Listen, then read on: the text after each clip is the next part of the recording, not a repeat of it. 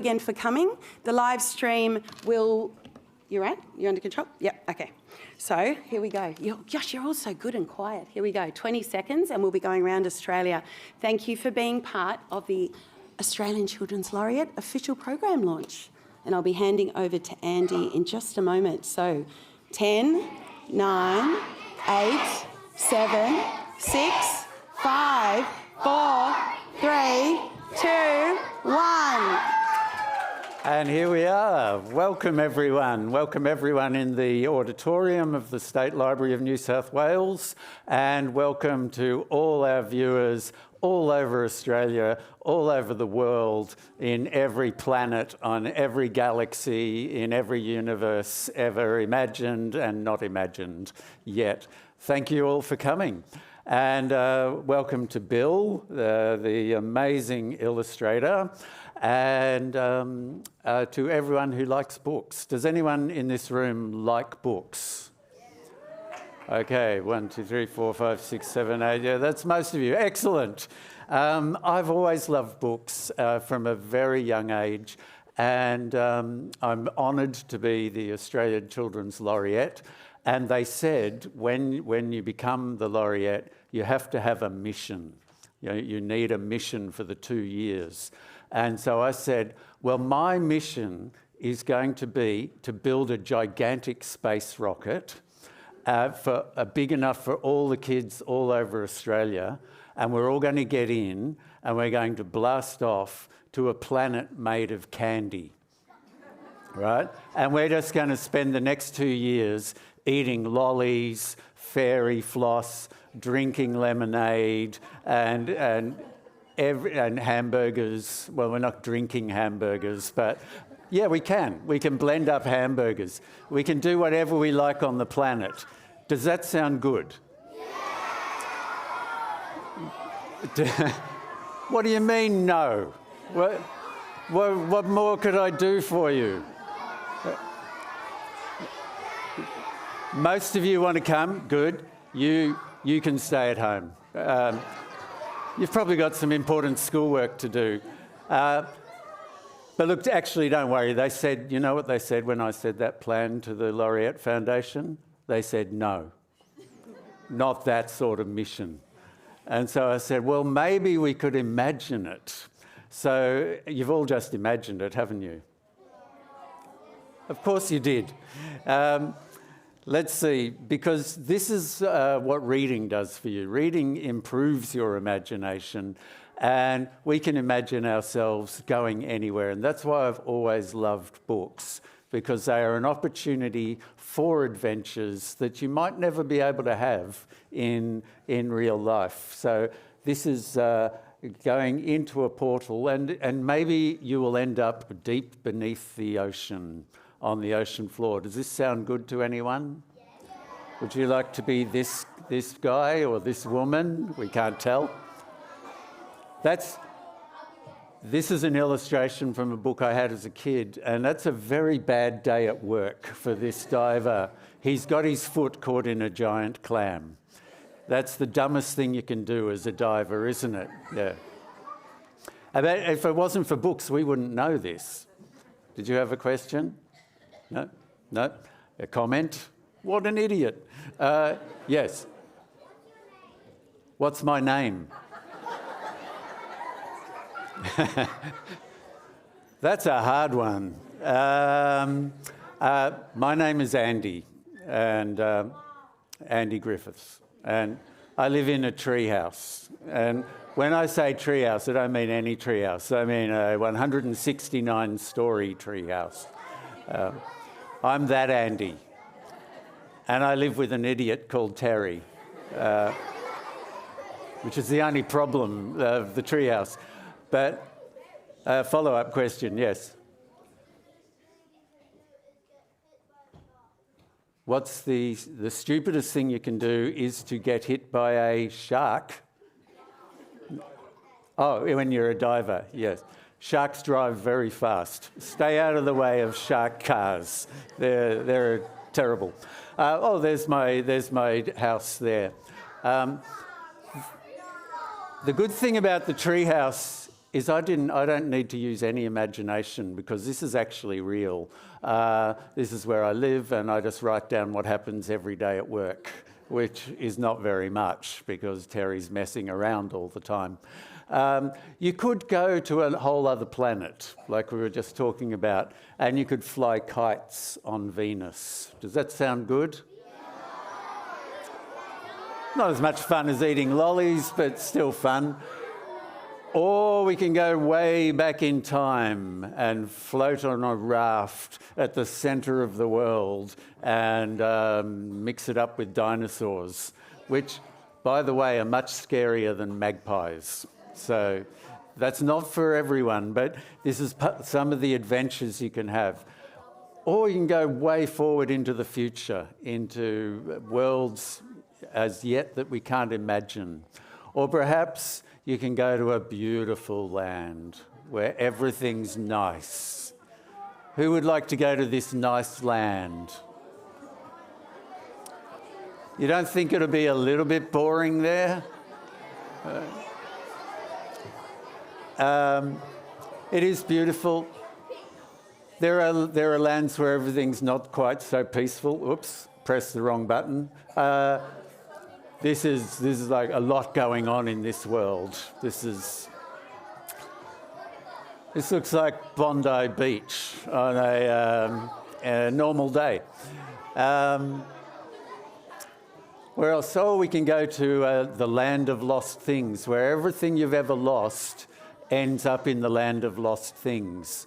And this is one of Bill's beautiful drawings. And do you know who those two characters are? Yeah? Yes, that's me with the really cool box on my head, my adventure helmet.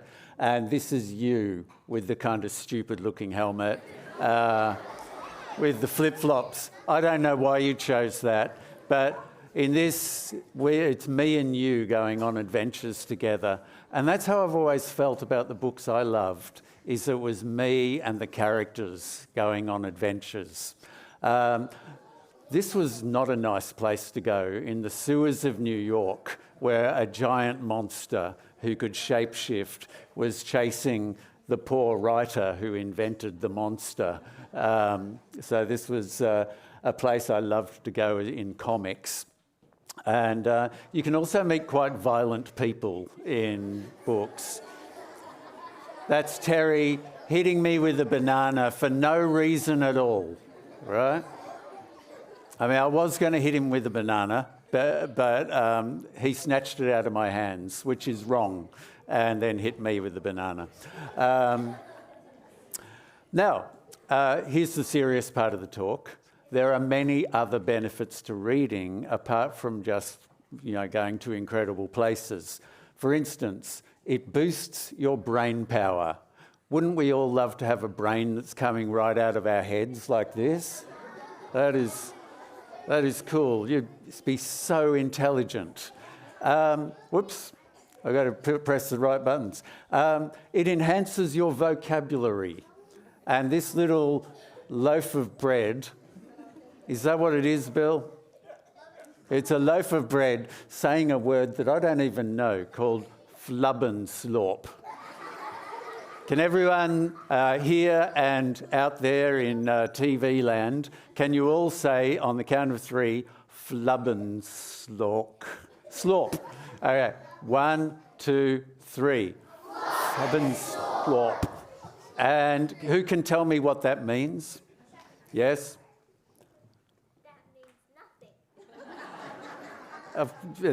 It means nothing. So if I've got nothing if I've got nothing to eat, I'd say I've got flubbenslorp. All right. Are there any other possible meanings? Yes. What? Chubby.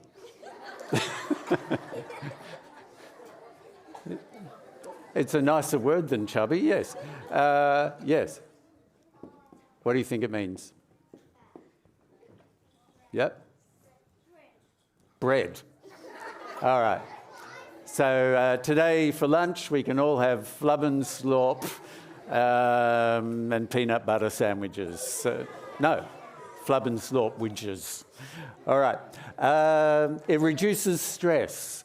When you read, your sense of what's going on in your world, and especially if it's not great, dissolves and you become calmer.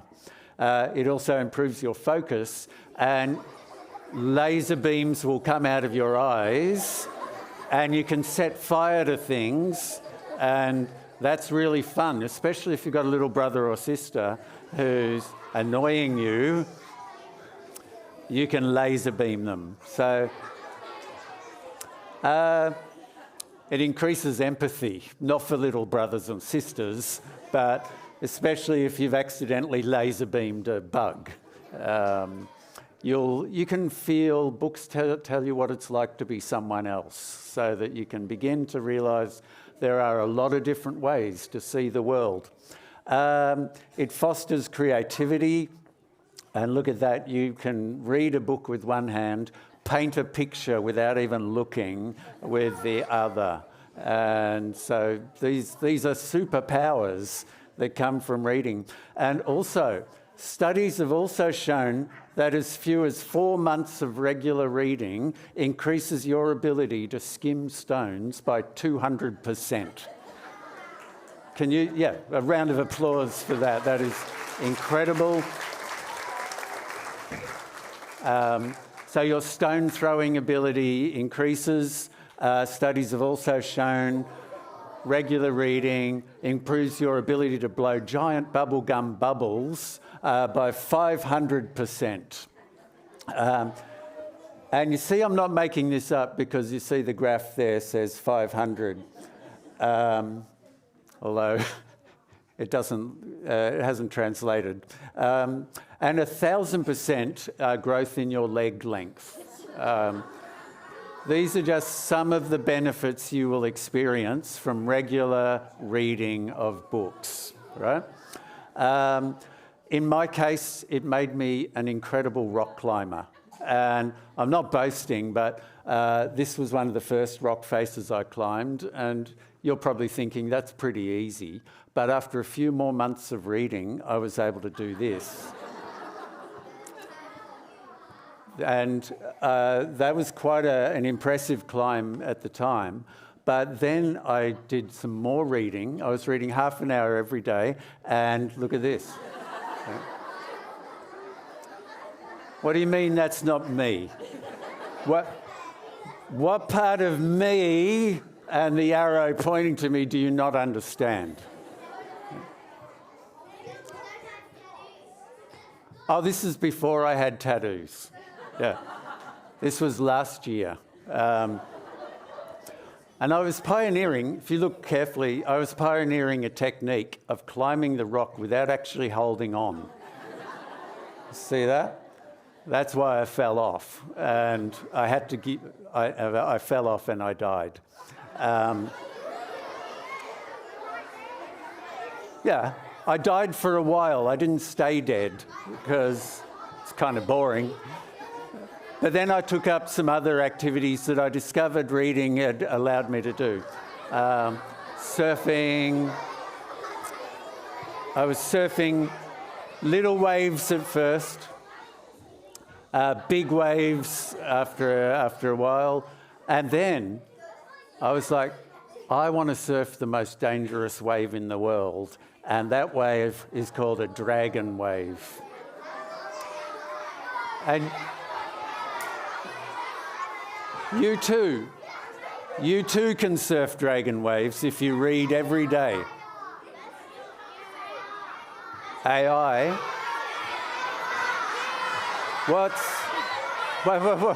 Wait. What's AI? Artificial intelligence. Look, I'm not boasting. I don't need artificial intelligence. I have no use for it, because you know what I've got? Actual intelligence.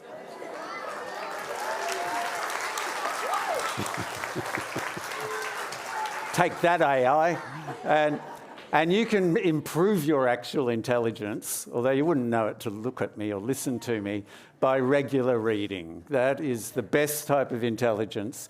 That's me on the dragon wave. This is like even fighting dragons. Reading will improve your ability to fight dragons. And just let me show you, this is what a non-reader looks like when they're fighting a dragon. No idea, because they didn't read their dragon fighting manual. So these are just some of the many infinite benefits of reading. And you can do it all just from the comfort of your own home. You don't even have to leave home. Cat in the Hat, one of my favourite books, yes. Now, today, actually, you do need something. You all will need a PPIAIDD. Have you all got one? Yep. It's actually a personal portable imagination activation and information delivery device. Otherwise, and that's a happy PIAIDD user sitting right there, otherwise known as a reader and otherwise known as a book. Okay, so that's all you need. And pretty soon, when I started reading books, I started writing my own. At first, just tiny little stories, little cartoons, poems, things to make my mother shocked, things to make my friends go, ugh. And Bill and I have created a book for the Laureateship called Let's Go. And it's full of lots of little ways to have fun with your imagination. So you can read books, but you can also write stories and draw stories. And that's what we're about today. And I thought I would like you all to help Bill and I write a story. And when you think about stories, often that's a bad thing happens at the beginning of a book, and then a good thing happens, and then a bad thing happens, and then a good thing happens. So stories are actually quite easy to write. And let me show you. We're going to write what I call an oh no, oh yeah adventure. Now, this goes, supposing you go to the State Library of New South Wales looking for a really great book, and you find one called Maths Poems. That's an oh no moment. I don't like maths, even if it's a poem. So this is a terrible thing that happens. But then, because there's more than one book in the State Library, in fact, how many books are there in the State Library? Millions. There are millions of books, and you eventually find creatures of the deep. And you go, oh yeah, this is my sort of book. And you open the book, but then out comes a tentacle, and it's going for your throat. And you go, oh no, this is terrible. But then it starts tickling you, which is a great thing. You're having a great time with this book. So this is, oh yeah. But then what could go wrong at this point? It grabs around your throat and it starts to pull you into the book. And this is, oh no. But the next thing you know is you're on board a ship. And it's, oh yeah. And who said, oh no? Wrong. This is cool. But we know an oh no moment is coming along. And at this point, we haven't drawn any more of the story. Now you get to have the fun of bossing Bill around, right? This is why all writers need illustrators, so they've got someone to boss around. And Bill can draw anything. And I want you to think about what comes after you've just discovered you're on a boat. There's a rather large octopus, but it looks friendly. And then I would ask myself, what's the worst thing that could happen next? Yes.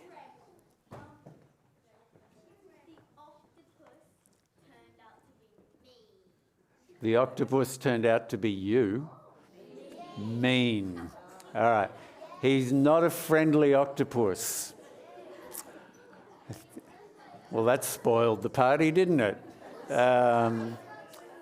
So it's a mean octopus who's not happy about you being on the ocean just there. How were you reacting there? Not happy. Slightly worried. Okay, so we've got an octopus threatening you. But now we need something good. What have you got that perhaps could protect you? Yes. Yep.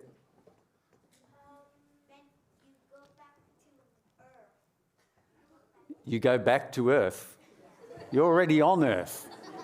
We didn't leave Earth.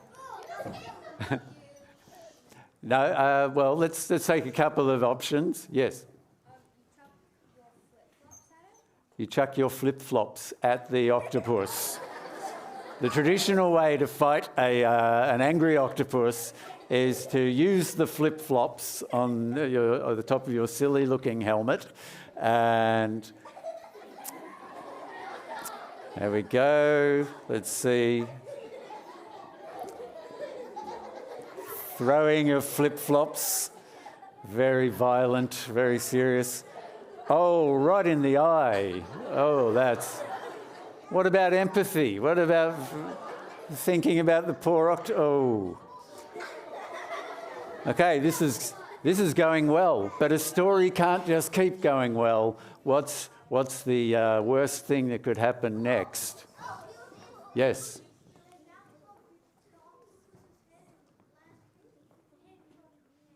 Sorry, what about the octopus's head? Bounce off the octopus's head straight back into yours. Beautiful. Yeah. Okay, let's see if Bill can draw this. This is it's never been attempted before by any artist or illustrator ever. It's called comeuppance, payback. And okay, now we can't just have... What happens once the thongs, the flip-flops hit you? What's the next thing that's going to take this story to the next level? We can't just have him grab the flip-flops and throw them back at the octopus. That would just be like table tennis. Yes. Yep.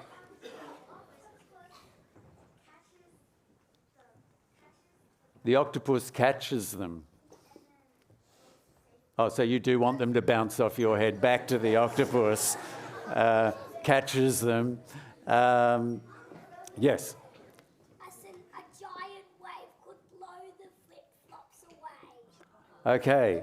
A giant wave is coming, and it blows the flip-flops away, but what else does it blow away? Is this... Oh, sorry. We're in an oh yeah moment. So what's our problem at this point? That will become our problem, yes. Well, we get rid of the octopus. The wave takes the octopus away. Sorry, octopus, no more flip-flop tennis. But then the oh no is that the ship sinks. So the ship is washed with too much wave. And where are we going now? What's going to be the... this is an oh no, isn't it? Yes. What's the oh yeah? What's good about being sinking beneath the ocean? Yes. Yep. An emergency rat come flying out of the air. An emergency what? Rat. An emergency rat.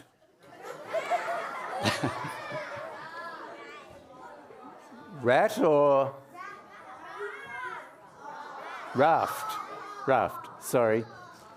I kind of like emergency rat. Bill, can we have an emergency rat come out of the sky?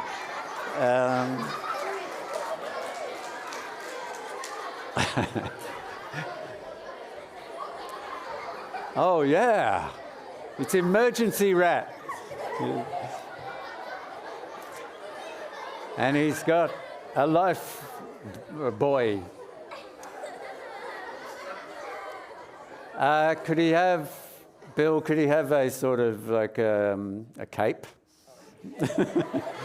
Just, there we go. And an E-R. All right, so now we've...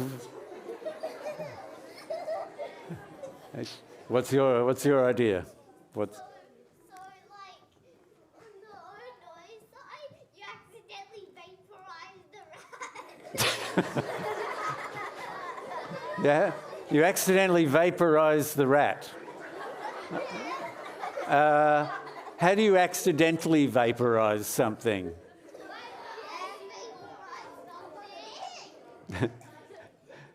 How do we accidentally vaporize? A vaporizer?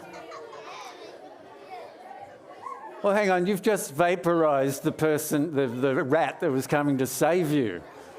This is a terrible thing. This is double oh no. Let's make it double oh no, Bill. Let's make it even worse. So what's going to happen now? You've vaporized the only thing on earth that could save you. Yes, what do you reckon? Yep.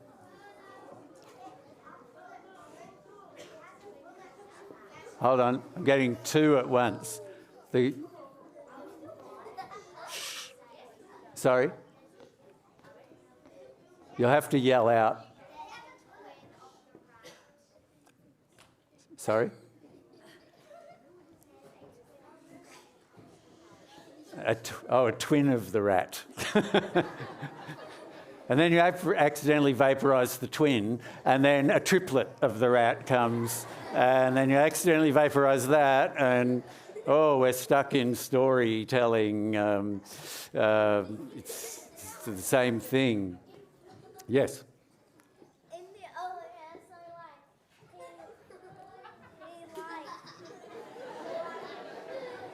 so We're stuck in a storytelling infinite loop. This is the worst possible thing that can happen. What are we going to do? What are we going to do to get out of the infinite loop that you've created? Who can get us out? Yes. Yep. In a loud voice.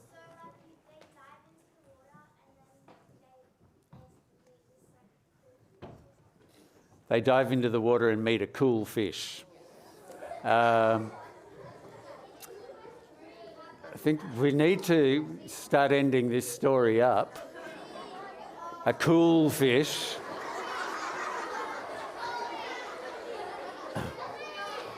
How many rats are existing in this story at this point? What do you reckon?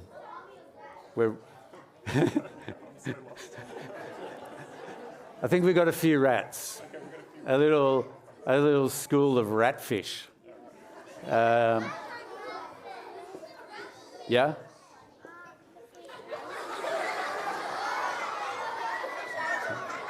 Hang on. Oh, drawing magic. Oh, look at that. Rats appearing. They don't look, hey, Bill, they don't look very rat-like. Yeah. And they should have long tails, not. Yeah. And, okay, we need an ending for this story. Who can give us the amazing ending? Are we on, is this oh no or oh yeah? This is oh no. This is an oh no moment right here. How are we going to end this story? Have you got a good end? You got the best end in the world?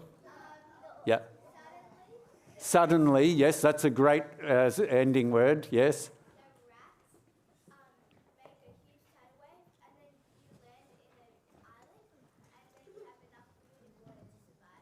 Nice. Okay, the rats cause an enormous tidal wave and you land on a desert island with a bunch of candy, which, just because it's been raining candy.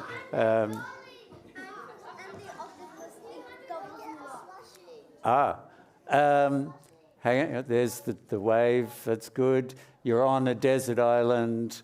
Is this a good end for the story? Yeah.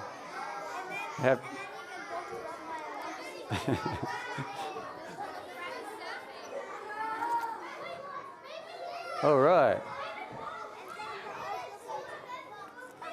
You and a rat on a desert island for the rest of your life. It's good, bad, I don't know.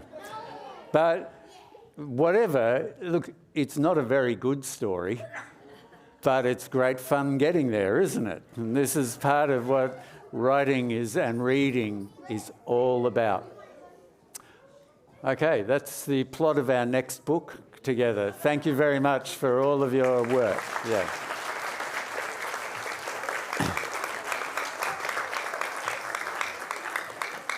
And if you read this book and you don't like it, guess whose fault that is? No. No. Yours. But look, it's okay. This has been the special book we've made, which has stories and poems and comic strips and oh no, oh yes.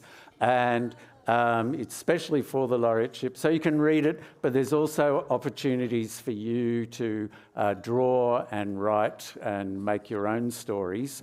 And I have one free copy to give away today. Would anyone like this book? Hang on, there's about 200 of you here, and there's 200 pages. So how about I rip a page out and give each of you a page? Does that work? It's tempting. This is an oh no moment where I've got one book, 200 people want one book. What could make an oh yeah moment? If, use your imagination, if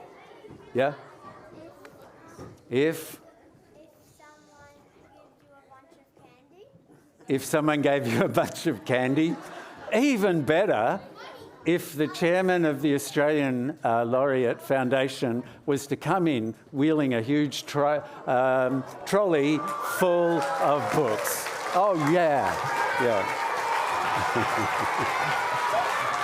Phew.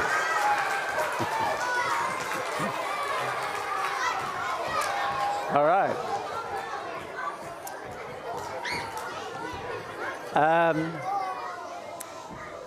Sorry, these are all my books. You don't get any.